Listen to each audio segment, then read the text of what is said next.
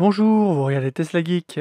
La nouvelle Model 3 2024 est en ligne sur le site de Tesla depuis le 1er septembre et vous êtes nombreux à avoir craqué pour la berline familiale du constructeur américain et à avoir passé commande. Ces derniers jours, énormément de camions ont été photographiés sur les routes avec ces nouveaux véhicules puisque les premières livraisons en Europe ont commencé à la fin de la semaine dernière et ont débuté cette semaine en France, transformant l'impatience en joie à n'en pas douter. Avant d'être livré, on reçoit son certificat provisoire d'immatriculation, voire même sa carte grise, comme ce fut le cas pour Kevin, qui m'a partagé la sienne, une Model 3 Propulsion 2024. Dans cette vidéo, je vous propose de la décrypter pour tenter d'en révéler tous ses secrets. Et restez jusqu'au bout car en fin de vidéo, on parlera d'une nouveauté passée inaperçue dans cette nouvelle Model 3.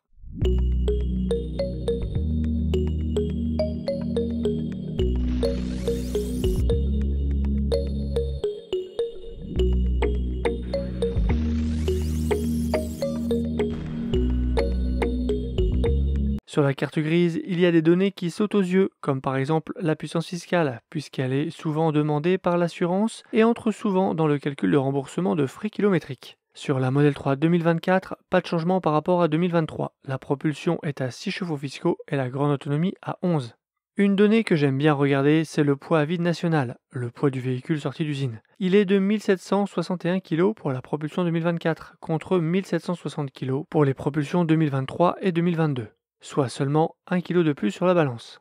En case E, on retrouve le VIN pour le véhicule Identification Number. Il s'agit du numéro de châssis, l'identifiant unique du véhicule. Celui-ci, Tesla nous le communique pendant la commande, quand il nous a affecté un véhicule. Dans le cas d'une Model 3 2024, celui-ci se compose ainsi. LRW pour Tesla China. Sans surprise, car les Model 3 pour l'Europe sont toutes fabriquées en Chine. On aurait retrouvé XP7 pour l'usine Tesla en Allemagne et 5YJ ou 7SA pour les usines américaines. 3 pour Model 3, E pour berline 4 portes avec volant à gauche, 7 qui fait référence aux dispositifs de sécurité et systèmes de retenue comme les airbags et les ceintures de sécurité. F pour la batterie LFP de CATL, un E pour les batteries Panasonic, LG et BYD. À la 8e position, on a le moteur. S pour le moteur Airpin puissance de base de la propulsion, ou K pour son équivalent dans la grande autonomie. Tesla a prévu la lettre T pour la remplaçante de la performance. Il s'agit d'une nouvelle lettre puisque les performances 2023 ont un L dans leur VIN. On en avait parlé dans cette vidéo dédiée.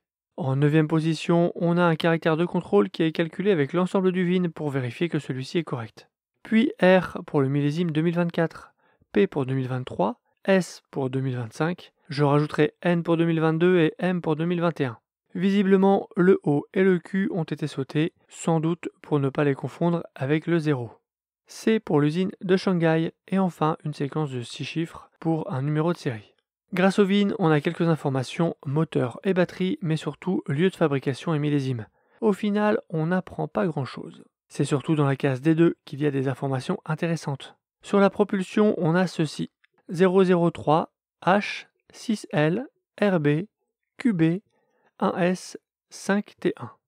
Pour vous, c'est peut-être du charabia, mais avec le tableau de décryptage, c'est plus simple. Merci à Julien Aivisa sur les réseaux et au forum TFF allemand pour le partage de ces documents. Vous êtes prêts? On attaque. Le 003 désigne les Model 3 et Y à pack batterie non structurelle. Le H désigne la nouvelle Model 3. Avant, on avait tout simplement un 3. Quand Tesla dit qu'ils n'ont jamais entendu parler du mot Highland, que c'est une invention des réseaux sociaux, c'est tout de même assez troublant de voir que la nouvelle lettre choisie par Tesla est un H.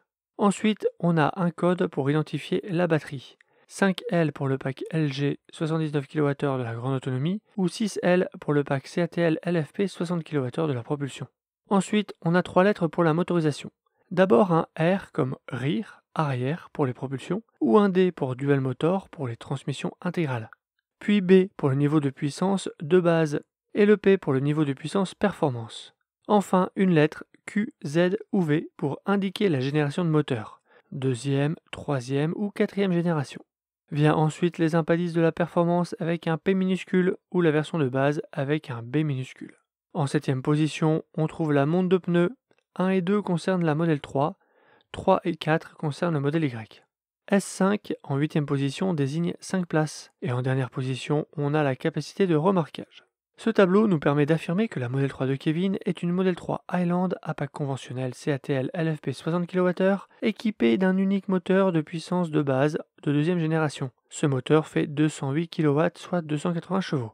Avec frein de base, sans spoiler, avec des jantes 18 ou 19 pouces, 5 places et une capacité de tractage de 1000 kg. D'ailleurs, ce dernier point est assez intéressant car Kevin n'a pas pris l'option attelage à la commande, ce qui signifie qu'il pourra ajouter le crochet après coup. C'est d'ailleurs confirmé sur la carte grise puisque la case F3 est remplie et que le calcul F3 moins F2 fait bien 1000 kg. Sur les précédentes Model 3 sans l'option attelage à la commande, la case F3 de la carte grise était vide et on trouvait un N en dernière position de la case D2 indiquant pas de remorquage. Je ne mentais pas quand je vous disais que la case D2 est remplie d'infos. Pour la grande autonomie, on retrouve dans la case D2 003, H, 5L, DB, QB, 1, S5T1. Ce qui donne une Model 3 Highland à pack conventionnel LG NMC 79 kWh, dual motor, moteur de puissance de base de deuxième génération, avec frein de base sans spoiler, avec des jantes 18 ou 19 pouces, 5 places et une capacité de tractage de 1000 kg. Le moteur arrière fait 208 kW et le moteur avant 158 kW bridé à 116 kW sans le boost, soit une puissance cumulée de 440 chevaux, inchangée par rapport à la précédente.